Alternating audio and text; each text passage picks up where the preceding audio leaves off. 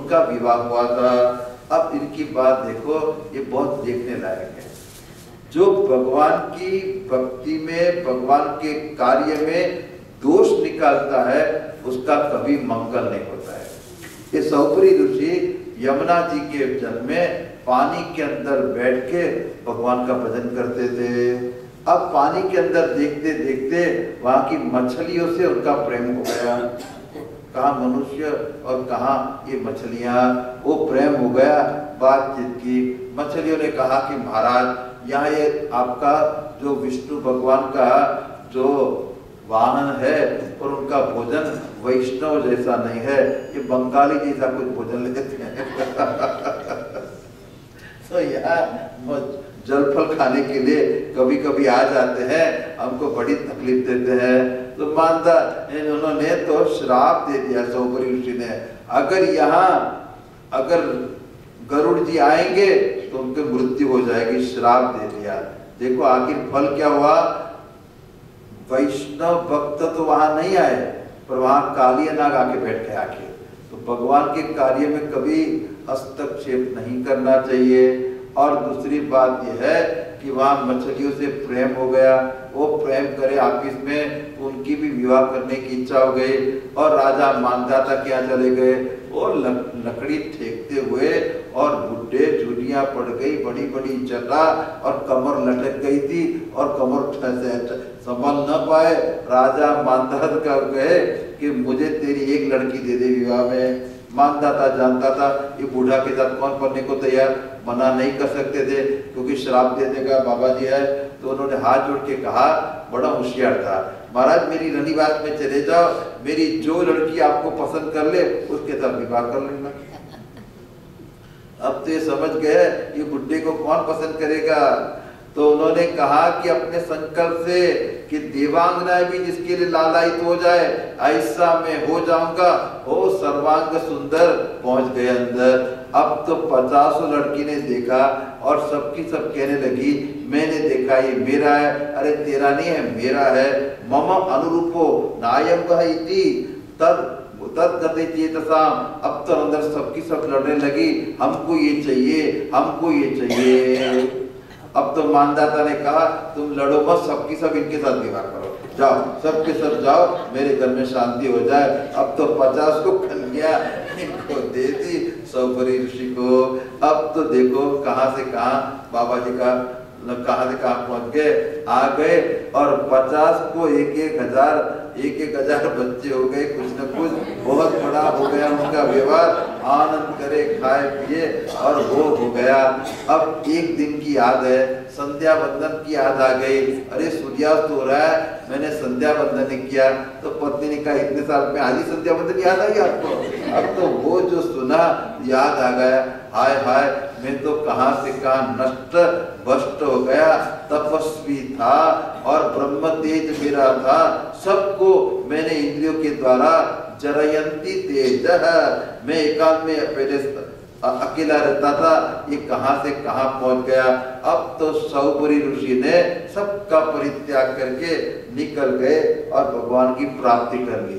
इसका मतलब यह है, भगवत भक्त साधना में कहीं फिसल भी जाए, फिर वो उससे तत्काल उस भक्ति और भगवान उसको निकाल लेते हैं और उसका कल्याण हो जाता है। नवे भक्त प्रणश्यति, भगवान ने बारंबार कहा है। इसलिए आपको कोई चिंता करने की जरूरत नहीं है ना। भगवान के मार्ग में जो पड़ गया वो कुछ गलत सलत भी करेगा, वो काम क्या है, किसका है, उसको निकालने का भगवान का ही काम है, उसको उससे निकाल लेंगे। एक बात आप याद रखना, सब मेरे यहाँ बुजुर्ग पर बैठा है, अपने बच्चों को जो जब से छोटे अच्छे से अच्छे संस्कार देना है और यहाँ मंदिर में भी लाना है। यहाँ मैंने पंडित जी को यही कहा, अगली बार आऊंगा, पूरे दिन की शिविर रखेंगे बच्चों के लिए, different age group, they need to talk, give them good sanskar, उनको पढ़ाओ, प्रश्नों के बाद बहुत है। अगर ये आपने उनको दे दिया, बड़े होने पे नहीं, बचपन से शुरू कर दो। गीता क्या है, उपनिषद क्या है, हिंदू धर्म क्या है, मूर्ति पूजा क्या है, हमारे उत्सव क्या है, एक ये भी मालूम है। पूछते हमको आके, हम तिलक करते हैं ना, स्वामी why this .com, क्या बोलो, इसको .com कहते हैं। ऐसे ऐसे प्रश्न है। सब कोई हिंदू तिलक लगाए बिना ना रहे, हमेशा लगाना चाहिए। ये लाल पीला कपड़ा क्यों पहना, ये भी पूछते हैं प्रश्न, सब प्रश्न है उनके पास, because they are not brought up in India. इनको यही करना है, इनको अच्छे सच्चे संस्कार, समझदारी और गप मत हारना उनके सामने। जो मन में आए बोलना, they won't accept you because they have internet also, they will find out your bluffing, okay, and they will tell you, Dad, you are a mean person. They will tell you all that you are. Then you will be very bad. उनको mean बोलता है, बोलेगा। They are the modern children here. You can't love them, you can't take for right. You have to tell them very clearly. Be ready. एक बार अच्छे संस्कार सिंचन हो गया मंदिर में, और ये मंदिर वाले को भी मैं कहूँगा, पैसा खर्च करके भी अच्छे से अच्छे विद्वान को बुलाओ यहाँ, उनके द्वारा शिक्षण दो। पूरा कैंप इतना बढ़िया है, क्लासेस चलना चाहिए। वैदिक हेरिटेज का हमारे पास पूरा प्रोग्राम है, मैं उसको बेचने के लिए नहीं, तो आप देखें, कुछ तो होना चाहिए अमेरिका के लिए, इसलिए हमने बनाया पूरा। इतना सुंदर कार्यक्रम है, इंडियन फेस्टिवल, वर्णाश्रम, गीता, इंडियन टेम्पल आर्किटेक्चर, और ये सब सिखाते हैं, और उनके क्लासेस खूब चलना चाहिए। और all the parents should be counsellors there, come and help them, ये बहुत इंपॉर्टेंट है, नहीं तो हमारे हाथ से चले जाएंगे, है ना, we don't want to lose them. तो ये जान में एक बार ये संस्कार हम दे देंगे, समझ दे देंगे, फिर तो टीनेज आएगा, mom I am 60, okay, mom I am 60 में ओवर हो गया, don't give me a break, you tell me, उसके पहले सब दे दो। बाद में आप देखेंगे they have to go through this funny teenage. I wish we should be without teenage, but hey, you are silly or idiot that time, we do all sort of things. फिर वो वापस आएंगे, आप देखना बहुत अच्छी, अभी नहीं देंगे, बाद में भूल जाओ, कुछ नहीं हो सकेगा। इसलिए सौभरी ऋषि ने जो उपासना की थी, वो उपासना आखिर काम में लग गई। इतना ही मेरा मैसेज है। अब तो आगे राजा त्रिशंकु की कथा है। वो सत्यव्रत त्रिशंकु के नाम से विख्यात हुए। यद्यपि त्रिशंकु अपने पिता और गुरु के शाप से चांडाल हो गए थे, परंतु विश्वामित्र के प्रभाव से सशरीर स्वर्ग में चले गए। देवताओं ने उन्हें वहां से ढकेल दिया नीचे की ओर, परंतु विश्वामित्र जी ने अपने तपोबल से उन्हें आकाश में स्थित कर दिया था। अब तो मैं उनकी कथा यहाँ छोड़ता जाता हूँ। आगे एक कथा है, बहुत बढ़िया कथा है। वो कथा क्या है? राजा सगर की। ये गर के साथ बालक का जन्म हुआ था, इसलिए उनके नाम हो गया था सगर। अब तो एक दिन की बात है, राजा सगर चक्रवर्ती राजा थे। उनके पुत्रों ने पृथ्वी खोदकर समुद्र बनाया था, और उन्होंने बहुत बढ़िया काम किया था राजा सगर ने। और उन्होंने अश्वमेध यज्ञ किया, और अश्वमेध यज्ञ में भगवान विष्णु की आराधना की। और उस समय सुमति के गर्भ से उत्पन्न उनकी जो पत्नी का नाम था, सगर के पुत्रों ने घोड़ों के लिए घोड़ा को छोड़ देते तो घोड़ा कहीं मिले नहीं, वो तो छान डाला, और उसी समय उन्होंने पूरी पृथ्वी को खोल दिया। आकर खोदते खोदते गंगा सागर के पास कपिल मुनि के आश्रम के बाद किसी ने चुरा कर एक घोड़ा वहीं बांध दिया था। अब तो 60,000 बच्चे थे उनके। उन्होंने तो देखो अनुमान कर लिया बिना कोई प्रमाण से, यही चोर है। मैंने प्राय लोगों को देखा ऐसे ही बोलते हैं। मैंने कहा उन्होंने भोजन किया कि नहीं है? कर लिया होगा। ये कौन सा प्रमाण से बोलते हो? किस प्रमाण से बोलते हो? इस प्रकार से अनुमान कर लिया ऐसे कि महात्मा जो आंख बन के बैठा है, उन्होंने ही इसको चुराया है। तिरस्कार किया, गाली देने लगे, और इसी समय इसको मार डालो। उसी समय कपिल मुनि की आंख खुल गई, और आंख खुलते ही वो सब के सब भस्मीभूत हो गए क्षण भर में। इसके बाद सगर की दूसरी पत्नी थी, उसका नाम था केशिनी। उसके गर्भ से एक बेटा हुआ असमंजस मानी अटपटा।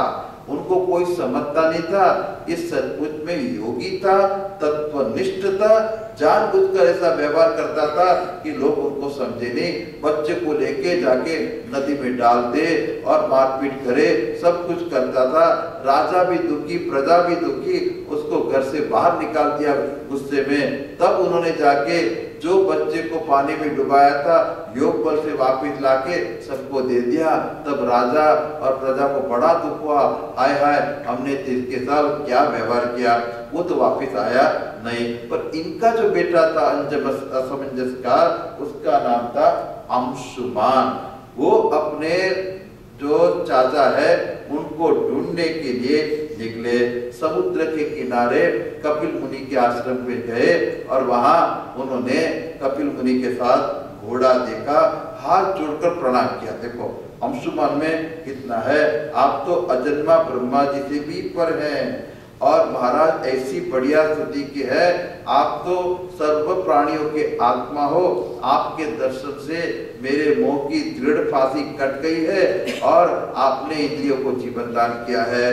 अब तो भगवान कपिल महाराज ने कहा, अरे बेटा तेरा घोड़ा जो तुम्हारे पितामह का यज्ञ पशु है उसको ले जाओ, तुम्हारे जले हुए चाचाओं का उद्धार केवल गंगा जल से होगा और कोई उपाय नहीं है।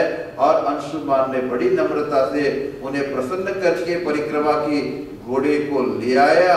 सगर ने उस यज्ञ पशु के द्वारा यज्ञ का शेष कर्म किया। तब राजा सगर ने अंशुमान को राज्य सौंप दिया और वे स्वयं जंगल में चले गए और परम पद की प्राप्ति की। अब आप देखिए, हम कोई अच्छा काम करने लगते हैं, वो काम की समाप्ति एक हमारे द्वारा न हो तो हमारे बेटे के द्वारा, उनके बेटे के द्वारा भी वो पूर्ण हो सकता है। हिम्मत न हारिए, हरि को न विसार। आप पूरे देश विदेश में सब जगह जाके देखो, जो जो बड़ी इमारत बनी है, बड़ी संस्थाएं बनी है, कितने लोगों ने कितने साल तक क्या क्या यत्न नहीं किया है, तब सब कुछ बना है। आप हवाई जहाज की अगर हिस्ट्री देखो तो पहले का हवाई जहाज और आज का हवाई जहाज, कितने लोगों ने परीक्षण किया, काम करते रहे और नई नई चीज आती रही। तो इस काम है हमारे जीवन में, ये पूरा हो ये नहीं, हम उस कर्म में लगे रहे, पूरा करें, ईश्वर जो करे हमको मान्य है। अब तो उनके जो अंशुमान के पुत्र हुए, उन्होंने तपश्चर्या की गंगा लाने की, वो सफल नहीं रहे। तो उनके पुत्र हुए दिलीप, उन्होंने भी बड़ी तपश्चर्या की, उनको भी सफलता नहीं मिली। तो दिलीप के पुत्र हुए भगीरथ, उन्होंने भारी तपश्चर्या की और तब दर्शयामास तम देवी प्रसन्ना वरदास्मिते। अब तो गंगा जी प्रकट हो गए, उन्होंने कहा मैं वर देने के लिए आई हूँ।